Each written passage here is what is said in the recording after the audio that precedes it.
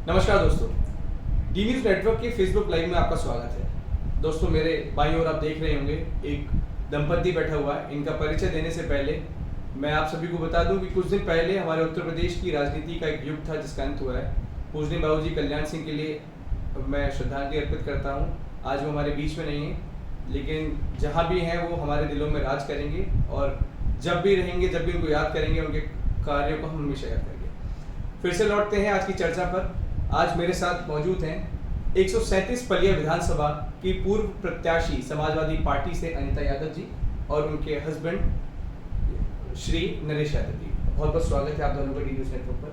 मेरा नाम अनीता यादव है। मैं लखीमपुर खीरी 137 विधानसभा पलिया से प्रत्याशी भी रही, वहाँ से नगर पंचायत मैलानी है, वहाँ से चेयरपर्सन भी रही। महावीरगंज ब्लॉक है, वहाँ से मेरी सासू माँ ब्लॉक प्रमुख थी। और पिछली वर्ष गठबंधन में चला गया था। इस बार हम पिछले 4 सालों से फिर लगातार अपने क्षेत्र में डटे हुए हैं।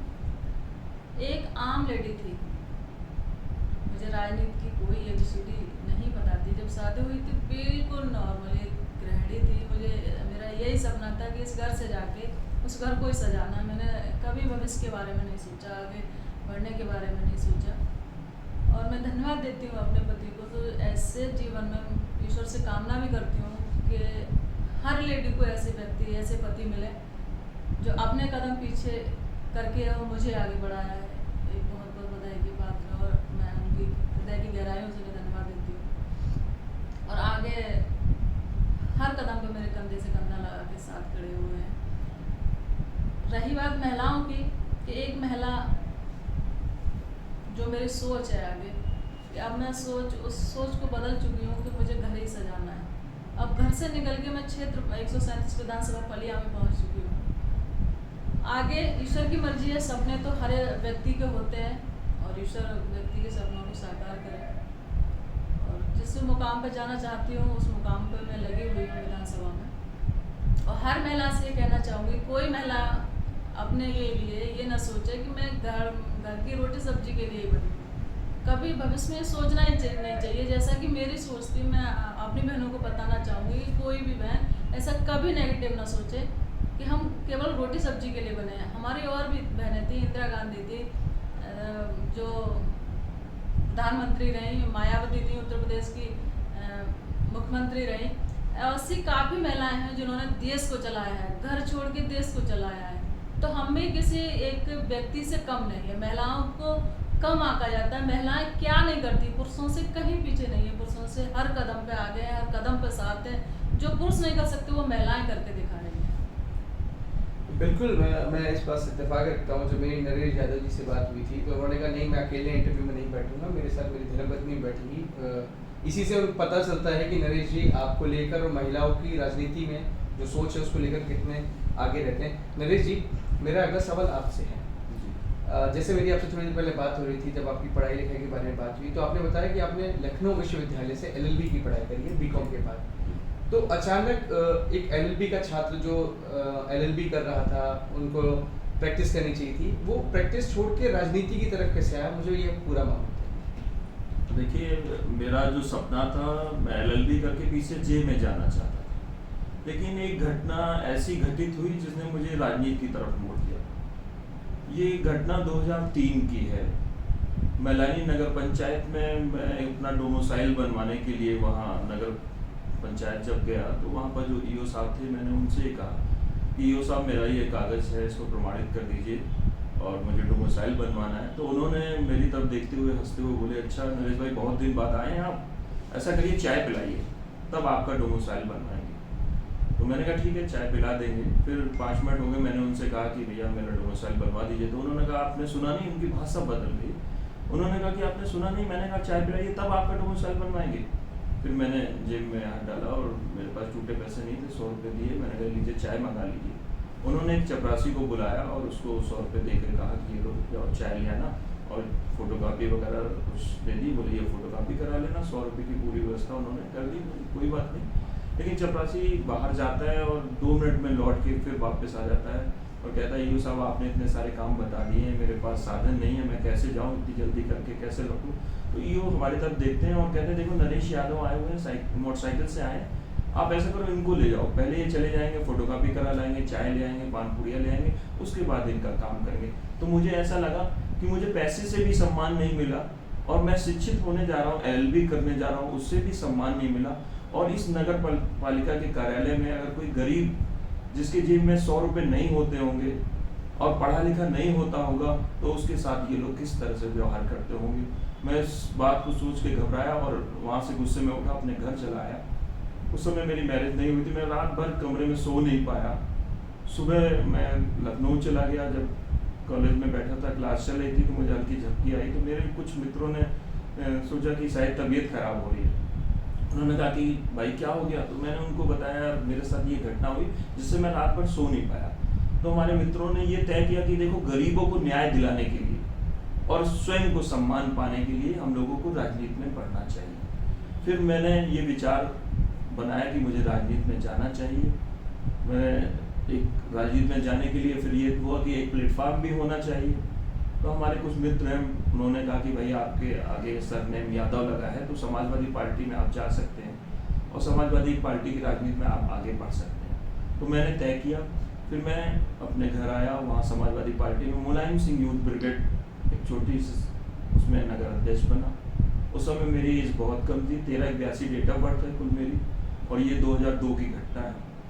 तो मुलायम सिंह यूथ ब्रिगेड में नगर अध्यक्ष बना। फिर मैंने अपना सोशल वर्क वहाँ शुरू किया, वहाँ नगर पंचायत में जाता था, लोगों के लिए काम करता था, उन ईओ पे अपना दबाव डाला और गरीबों का काम कराया। फिर वहाँ मैं नगर अध्यक्ष बना मेन बॉडी में। उसके बाद चुनाव आया, बैकवर्ड सीट आ गई, मैंने अपनी पत्नी को जो है लड़ाने के लिए वहाँ से चुनाव लड़ाया, वहाँ से चेयरपर्सन बनी और जनता के लिए काम किया। उसके बाद मुझे मौका मिला संगठन में आगे बढ़ने का। मैं समाजवादी पार्टी का पिछड़ा वर्ग का जिला अध्यक्ष रहा और अभी पूर्व जिला महासचिव हूँ। माता जी को हमने ब्लॉक प्रमुख बना लिया। तो इस छोटी सी घटना ने मुझे एक समाज में काम करने की दिशा दी, राजनीति में आगे बढ़ने की दिशा दी। और हम लोग हमेशा गरीबों की लड़ाई लड़ते हैं, हम लोग को विरासत में कुछ नहीं मिला और गरीब जब हमसे जुड़ा है तो हम लोग क्षेत्र में आगे बढ़ रहे हैं और समाजवादी पार्टी की विचारधारा पे आगे बढ़ रहे हैं। समाजवाद अखिलेश जी की जो विचारधारा है वो गरीबों को आगे बढ़ाने की है। अखिलेश जी के विकास जो अगर हम अभी गिनती कराने लगे तो शायद मुझे लगता है कि घंटों लग जाएंगे जो उनकी विकास कार्य हैं। और महिलाओं के प्रति भी अखिलेश जी का बहुत अच्छा व्यवहार है। अखिलेश जी ने मुझे मौका दिया, बलिया से आपको प्रत्याशी बनाया, लेकिन सहयोग बस की कांग्रेस से गठबंधन हुआ और हम लोग चुनाव नहीं लड़ पाए। ये एक दुर्भाग्य रहा और समाजवादी पार्टी हमेशा अच्छे कार्यकर्ता को आगे बढ़ाना चाहती है। नरेश जी, आपकी जो बात खत्म हुई है महिलाओं की, राजनीति में महिलाओं से, इसी से जुड़ा हुआ मेरा दूसरा सवाल है। आप स्वयं यहाँ पे मौजूद हैं, आपकी धर्मपत्नी आपके बराबर में बैठी हैं। आप किस हद तक मानते हैं कि कहीं कहीं पर सिर्फ नाम के लिए महिलाओं को चुनाव में उतारा जाता है, उसके पीछे भूमिका पूरी पति की रहती है? जैसे प्रधानपति, ये कोई पद नहीं है लेकिन प्रधानपति ही है जो सारा काम करेगा। आप कहाँ तक समझते हैं कितना सही है? देखिए, लोगों की मंशा रहती है कि आरक्षण लागू हुआ, 33% आरक्षण महिलाओं का है तो एक मजबूरी समझते हैं लोग कि महिलाओं का आरक्षण है तो महिला ही लड़ाना है। लेकिन मेरी सोच अलग है। मैं जब चुनाव लड़ा, आप उस समय बिल्कुल घरेलू महिला थी, मैंने आपको प्रमोट किया, आगे निकाला, क्योंकि महिलाओं को भी राजनीति में आने का अधिकार है और हम किसी के अधिकार को उससे वंचित नहीं रख सकते। मेरी सोच है कि हम भी बढ़ें और आप भी बढ़ें, महिलाएं भी बढ़ें और पुरुष भी बढ़ें, इसलिए हम लोग उस पर काम करें। अगला सवाल मैं पूछूंगा अनीता जी आपसे। आपकी विधानसभा क्षेत्र में आप भ्रमण करती होंगी, ऐसी कोई चीज़ें, ऐसी जो कमियां आपको लगती हो जो अभी इस सरकार में नहीं हो पाई या पहले से वंचित है आप जनता से? आप अगर आपको दोबारा मौका मिलता है अपनी जनता के बीच आने का तो आपकी प्राथमिकता क्या होगी? आप सबसे पहले क्या काम करना चाहिए? देखिए, मेरी प्राथमिकता मैंने बताया अभी आपसे पहले कि मेरी सोच पहले रोटी सब्जियों की चिंतित थी। अब मैं रोटी सब्जी छोड़ के मैं क्षेत्र में निकल गई हूँ। अपनी 137 विधानसभा बलिया एक बहुत ही गरीब एरिया है। उस गरीब एरिया को देखते हुए हमारे यहाँ विधायक 10 साल से हैं, जहाँ तक क्षेत्र बहुत ही पिछड़ा हुआ है। वहाँ की रोडें हैं, कोई भी विकास कार्य वहाँ नहीं हुआ है। नगर पंचायत मैलानी थी, वहाँ से मैं चेयरपर्सन थी। मेरी मैलानी वास्तव में मैली थी। उस मैलानी को मैंने एक स्वर्ग के रूप में बहुत सुंदर मतलब उसको बना दिया। एक मतलब जरा सी भी जगह कहीं ऐसी नहीं छोड़ी वहाँ कच्चा रहा हो, लोगों के पैर गंदे हों, बहुत स्वच्छ और साफ बना दी है। वही सपना मेरा एक इस विधानसभा में है। जैसा कि मैंने विधानसभा में घूम के देखा है कि विधानसभा में विकास के नाम पर जीरो है। उस सपने को मैं आने वाले समय में, अगर ईश्वर ने मौका दिया, पब्लिक ने जब मुझे मौका दिया, इस लायक मुझे बनाया, विधायक वहाँ से बनाया, तो मैं जरूर 137 विधानसभा पलिया को मैलानी नगर पंचायत की तरह सजा के रखूँगी। नरेश जी, मेरा अगला सवाल, कुछ ही दिनों में चुनाव की घोषणा हो जाएगी और 2022 का जो उत्तर प्रदेश का विधानसभा चुनाव का बिल्कुल वो बच जाएगा। आपको क्या लगता है कि भाजपा ने अभी तक ऐसा नहीं किया जो समाजवादी अगर आएगी तो ऐसा करेगी? देखिए, समाजवादी पार्टी ने हमेशा विकास की राजनीति की और जो भाजपा जो हमारे कार्य चल रहे थे उन्हीं को जो है फीता काटने का काम कर रही है। और जो पलिया विधानसभा है वो तो टूरिस्ट प्लेस है। हमारे अखिलेश जी का सपना है, हम लोगों का भी सपना है कि पलिया को और विकसित करेंगे, क्योंकि नेशनल पार्क है वहाँ पर टूरिज्म का आगे बढ़ावा दिया जा सकता है। लेकिन हमारे माननीय विधायक 10 साल से हैं, उन्होंने विकास की राजनीति नहीं करी, कोई भी विकास कार्य नहीं किए हैं। और समाजवादी पार्टी आने वाले समय में आप विकास के क्षेत्र में आप देखेंगे कि हमारे यहाँ 4 लाइन जो दिया दुधवा तक अखिलेश जी ने दिया था, उसको इन्होंने परिवर्तन करके फिर चौड़ीकरण कर दिया, जबकि वो अखिलेश जी का सपना था कि वहाँ 4 लाइन बने लखनऊ से दुधवा तक जोड़ने के लिए। उस पर भी इन्होंने संशोधन करके उसको चौड़ीकरण में बदल दिया। अब हमारे यहाँ जो गन्ने की बेल्ट है, देखिए सबसे बड़ा मुद्दा हमारे यहाँ है गन्ने का। गन्ने के जो भुगतान है उसको हमारे प्रधानमंत्री जी स्वयं चल के गए थे लखीमपुर जाके। उन्होंने कहा था, घोषणा की थी कि लखीमपुर खीरी एक चीनी का कटोरा है और यहाँ के किसानों का जो पसीना है वो मीठा हो जाता है, स्वीट्स हो जाता है। और मैं ये वादा कर रहा हूँ कि 14 दिन में उनका पेमेंट दिलाएंगे। लेकिन आज 14 दिन तो छोड़िए, 14 महीने भी निकल गए, कोई पेमेंट नहीं हुआ। और हमारी अखिलेश जी की सरकार में चीनी मिल जाती थी, अगर पेमेंट नहीं मिलता था, आपके घर में अगर शादी है और आप शादी का कार्ड लगाते तो चीनी दे दी जाती थी, जिसे बेचकर आप अपने परिवार का जो है शादी बारात या बच्चों की पढ़ाई के बारे में जो भी खर्चा था कर सकते थे। लेकिन इस गवर्नमेंट में तो एक किसान बहुत परेशान है। और आप देख रहे हैं बॉर्डर पे लगातार किसान आंदोलन कर रहे हैं, लेकिन इस सरकार के जूने रेंग रही। वहाँ 500 लोग शहीद हो चुके हैं, जिनको मैं श्रद्धांजलि देना चाहूँगा। उनके परिवार के लोगों को सहानुभूति देना चाहूँगा कि उन्होंने बलिदान दिया है, उन किसानों ने बलिदान दिया है, लेकिन सरकार नहीं जाग रही है। क्या कृषि बिल अगर उसमें सही है तो जाके समझाएं, अगर गलत है तो उसको हटाएं। ये कुछ नहीं कर रहे हैं, सिर्फ एक छोटा किसान बड़ा किसान बांटने की बात करते हैं, हिंदू मुसलमान बांटने की बात करते हैं, जात धर्म की बात करते हैं, जबकि हमारा हिंदुस्तान तो सभी धर्मों से जुड़ा हुआ है। इस हिंदुस्तान में कभी जात धर्म की राजनीति नहीं हुई थी, लेकिन ये बीजेपी सरकार जब से आ गई है वो जात धर्म की बात कर रही है। और मैं ये विश्वास दिलाता हूँ कि विकास की राजनीति पे काम चलेगा, देश को आगे बढ़ाने की दिशा में काम चलेगा। जो जीडीपी लगातार गिरती जा रही है, विकास दर गिरती जा रही है, उस पर ध्यान नहीं है। हमारे प्रधानमंत्री जी बाहर का दौरा करते हैं, खर्च करते हैं, लेकिन बाहर की नीतियों को यहाँ नहीं लाते। अखिलेश जी ने बाहर की नीतियों के आधार पर यहाँ पर 102 एम्बुलेंस चलाई, 100 नंबर चलाया। इस तरह के विकास कार्य उन्होंने किए जो जनता से डायरेक्ट जुड़े हुए थे। मैं पूछना चाहता हूं आपके माध्यम से कि हमारी सरकार के जो विकास काम है उसमें इन्होंने क्या बेहतर कर दिया? एक्सप्रेस वे भी अखिलेश जी ने बनवाया, उससे बढ़िया बेहतर एक्सप्रेस वे नहीं बना पाए। एम्बुलेंस जो चल रही थी उनकी हालत खराब है, आपने देखा होगा हाल ही में एम्बुलेंस की हड़ताल हुई। और ये बड़ी शर्मनाक बात है कि हमारी स्वास्थ्य सेवाएं इस समय जर्जर है। मेरा एक और सवाल है, आप उस क्षेत्र से आते हैं जहां पर अभी पंचायत चुनाव में एक महिला थी, उनका भी नाम अनीता यादव ही था। जी जी। उनका एक बहुत बड़ा आरोप था भाजपा सरकार और भाजपा के कार्यकर्ताओं पर। जी। आप उस घटना से परिचित भी हैं, उस घटना के बारे में बताइए, पूर्ण रूप से आप बताइए कि उसमें कौन ज्यादा आपको दोषी आपको लगता है?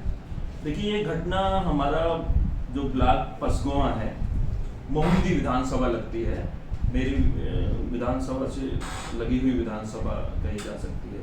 वहाँ पर जो घटना हुई, वहाँ पर रेखा वर्मा सांसद हैं जो इस समय मौजूदा बीजेपी की प्रदेश राष्ट्रीय उपाध्यक्ष हैं, उनके सामने ये घटना हुई। आपने देखा होगा कि इतिहास में एक महाभारत हुई थी, तब ये लिखा गया था कि नारी का चीरहरण हुआ, और ये दूसरी घटना है जो नारी का चीरहरण हुआ, उसकी साड़ी खींची गई, उसके कपड़े फाड़े गए, सिर्फ इसलिए कि हम पर्चा ना दाखिल होने दें। अगर आप ताकतवर थे, आपके साथ लोग थे, तो आप स्वयं चुनाव जीत जाते। आप उसको निर्विरोध क्यों कराना चाहते थे? इनके पास कुछ है नहीं, जनता इनसे भाग रही है, लेकिन ये जबरियन अपने ताकत के दम पर अपने को स्थापित करना चाहते हैं। और उस घटना को तो हम लोग जितनी भी निंदा करें कम है, क्योंकि ऐसी घटना इतिहास में देखने में नहीं मिली। अब जब नारी ही, मतलब हम नारी के सम्मान को भूल रहे हैं, राजनीति पहले है, नारी का अपमान करके भी अगर राजनीति में हम कामयाब होंगे तो हम करेंगे। ये सोच क्या किधर ले जा रही है? ये सोच देश को किधर ले जा रही है? मैं इसकी निंदा करना चाहता हूँ। और अनीता जी मेरे बीच में बैठी हैं, आप स्वयं नारी हैं, और कितना कष्ट हुआ होगा जब ये घटना इन्होंने सुनी। आप इनसे पूछ सकते हैं इसके बारे में। 2 दिन आपने खाना नहीं खाया उस घटना के बारे में सोचने के बाद, और जनता के बीच जाती हैं, महिलाओं के बीच जाती हैं, उनको मनोबल बढ़ाते हैं कि आपके साथ अगर कोई अन्याय कर रहा है तो उसको जवाब दीजिए। आपको लड़ना पड़े लड़िए, लेकिन अपनी इज्जत बचाने के लिए। तो ये सरकार जो है ना, महिलाओं के साथ अत्याचार कर रही है। सिर्फ एक नारा दे रही है, बेटी पढ़ाओ बेटी पढ़ाओ, लेकिन ऐसे नारे का कोई महत्व नहीं है। ना ये बेटी को पढ़ा रहे हैं, ना बेटी को बचा रहे हैं। ये सिर्फ नाम की राजनीति कर रहे हैं। अखिलेश जी ने बेटियों को आगे बढ़ाया था, नौजवानों को आगे बढ़ाया था, और बच्चों के भविष्य के लिए लैपटॉप दिए थे। अब ये केवल एक जो है मैसेज दे रहे हैं कि हम लोग भी लैपटॉप देंगे। मोबाइल की घोषणा कर दी है। 4.5 साल से ये लोग क्यों नहीं कर पाए?